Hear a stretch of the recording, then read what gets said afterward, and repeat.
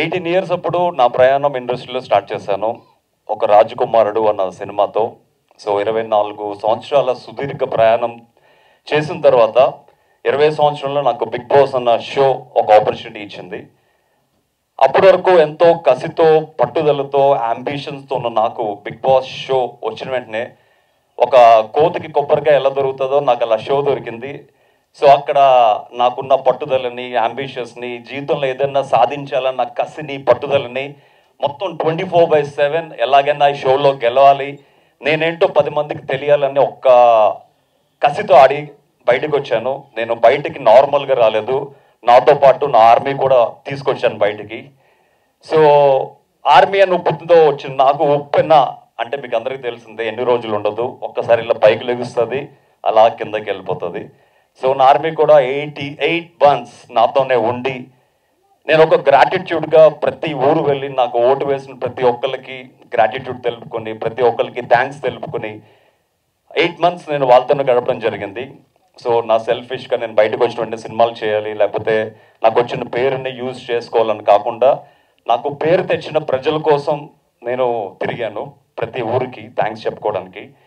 So నేను వెళ్తున్నప్పుడు చాలామంది దగ్గరకు వచ్చి, అన్న నేను ఒక్క సినిమా హీరోగా చూడాలి, బిగ్ బాస్లో నిన్ను హీరోగా చూసాం అని ప్రతి ఊర్లో చెప్తూ ఉండేసరికి నేను ఒక హీరోగానే కాదు, ఒక యాక్టర్గా అవుదామని చెప్పి నేను ఇండస్ట్రీకి వచ్చాను. ఒక నార్మల్ యాక్టర్గా, ఒక మంచి యాక్టర్గా అవుదామని.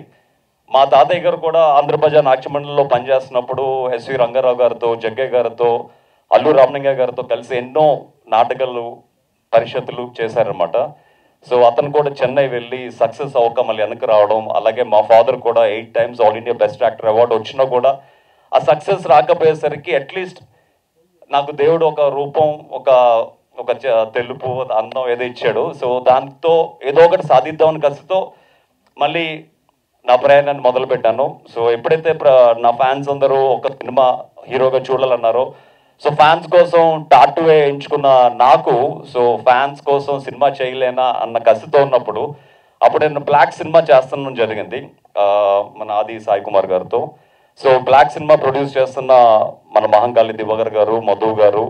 సో ఆ టైంలోనే ఈ సినిమా ఒక మంచి సినిమా స్టోరీ చేస్తే బాగుంటుంది అనుకున్న తరుణంలో మామూలు సినిమా కన్నా ఒక ఆల్రెడీ ప్రూవ్డ్ సబ్జెక్ట్ చేస్తే సేఫ్ అని మెమరీస్ మలయాళంలో సూపర్ హిట్ అయిన జీతు జోసెఫ్ గారి సినిమా అండ్ పృథ్వీ సుకుమార్ గారు యాక్ట్ చేసిన సినిమా రైట్స్ తీసుకోవడం జరిగింది.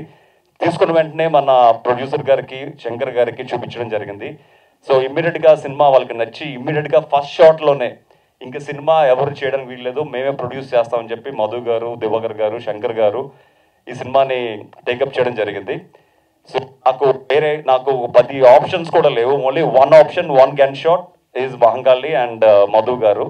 అండ్ ఈ మొత్తం ట్రావెలింగ్కి బ్రిడ్జ్గా వ్యవహరించిన శంకర్ గారు ఈ సెడ్ ఈ సినిమా నాకు ఎంతో నచ్చింది, నాకు 35 years ఫిల్మ్ ఎక్స్పీరియన్స్, నా ఎక్స్పీరియన్స్ అంతా ఈ సినిమాలో పెట్టి ఈ సినిమాని నేను సూపర్ హిట్ చేస్తాను, డైరెక్షన్ కూడా నేనే చేస్తాను అన్న ఆప్షన్ ఇవ్వడంతో మాకు హ్యాపీ అనిపించి ఇంకా ప్రొడ్యూసర్ గారికి, మాకు అందరికీ అతని మీద, అతనుకున్న ఎక్స్పీరియన్స్, అనుభవం మీద మాకు నమ్మకం కలిగింది. ఈ సినిమాకి డైరెక్టర్కు కూడా శంకర్ గారికి ఇవ్వడం జరిగింది. సో సినిమా కరోనా తర్వాత ఇలా ఒడిదుడుకుల మధ్య షూటింగ్ చేసుకుంటూ మొత్తానికి సినిమా సక్సెస్ఫుల్గా షూటింగ్ ఫినిష్ చేసాం. అక్టోబర్లో రిలీజ్ అవ్వాలి, కాకపోతే నేను షూటింగ్ నిమిత్తం న్యూజిలాండ్ వెళ్ళడంతో కొంచెం డిసెంబర్కి పోస్ట్పోన్ చేయడం జరిగింది. సో ఈ సినిమాలో యాక్ట్ చేసిన నా తోటి కళాకారులకు, అలాగే పృథ్వీరాజ్ గారికి, ఆమని గారికి, ప్రతి ఒక్కరికి నేను పేరు పేరున థ్యాంక్స్ తెలుపుకుంటున్నాను. అండ్ ఈ సినిమాలో కూడా నేను డబ్బింగ్ చెప్పి అబ్రాడ్ వెళ్ళిపోయాను. మళ్ళీ ఫస్ట్ కాపీ నేను వచ్చే లోపల పోస్ట్ ప్రొడక్షన్ అయింది. మీ అందరితో పాటు నేను కూడా ఈగర్గా వెయిట్ చేస్తున్నాను సినిమా ఫస్ట్ కాపీ అందరితో కలిసి చూద్దామని. సో మా కర్త క్రియ కర్మ అయిన శంకర్ గారి మీద 100% హోప్స్తో ఈ సినిమా మంచి హిట్ కొడుతుందని వీఆర్ వెయిటింగ్. ఎందుకంటే సినిమాలో అప్పటికే నేను 200 ads డైరెక్ట్ చేసిన నాకు ఈ సినిమాలో నేను ఇన్వాల్వ్ అవుతే మళ్ళీ అతను ఎందుకంటే ఎప్పుడు ఇద్దరు మైండ్ సెట్స్ కలవు అనమాట. ఇద్దరు మైండ్ సెట్స్ కానీ, ఇద్దరు క్రియేటివిటీ కానీ కంప్లీట్లీ డిఫరెంట్ ఉంటాయి. సో ఈ సినిమా కంప్లీట్గా శంకర్ గారికి అప్పచెప్పడం జరిగింది. సో నేను తనకు ఒక డైరెక్టర్స్ యాక్టర్గా తను చెప్పింది చేసుకుంటూ వెళ్ళిపోయాను. డెఫినెట్గా ఈ సినిమా రిలీజ్ అయిన తర్వాత యుల్ ఆల్ లవ్ కౌశల్కి యాక్టింగ్లో ఎంత ఈజీ ఉందని మీరే చూస్తారు. డెఫినెట్గా నాకు ఇచ్చిన కర్తవ్యాన్ని 100% సక్సెస్ చేసి మనస్ఫూర్తి కోరుకుంటున్నాను.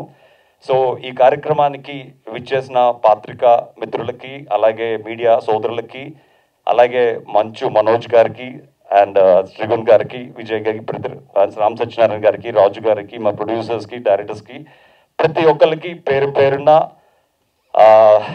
నమస్కారం తెలియజేసుకుంటున్నాను. మీకు అందరికీ చెప్పేది ఏంటంటే, ఒక చిన్న సినిమాని పెద్ద మనసుతో ఆదరించండి. అప్కమింగ్ యాక్టర్స్ని ఆదరించి ఆశీర్వదిస్తే మేము కూడా ఇలా మనోజ్ బాయ్ లాంటి వాళ్ళు మమ్మల్ని వచ్చి ఆశీర్వదిస్తే మీ అందరి బ్లెస్సింగ్స్తో ఇంకా ఎన్నో మంచి సినిమాలు చేసే అవకాశం వస్తుంది. But one thing I want to tell you, Kaushal ఏదో హీరోగా చేస్తాడని అనుకోకండి. అంటే I'm not there in the uh hero పోటీ లిస్ట్లో నేను లేను. నేను ఇండస్ట్రీకి వచ్చింది ఒక మంచి యాక్టర్గా ప్రూవ్ చేసుకుందామని.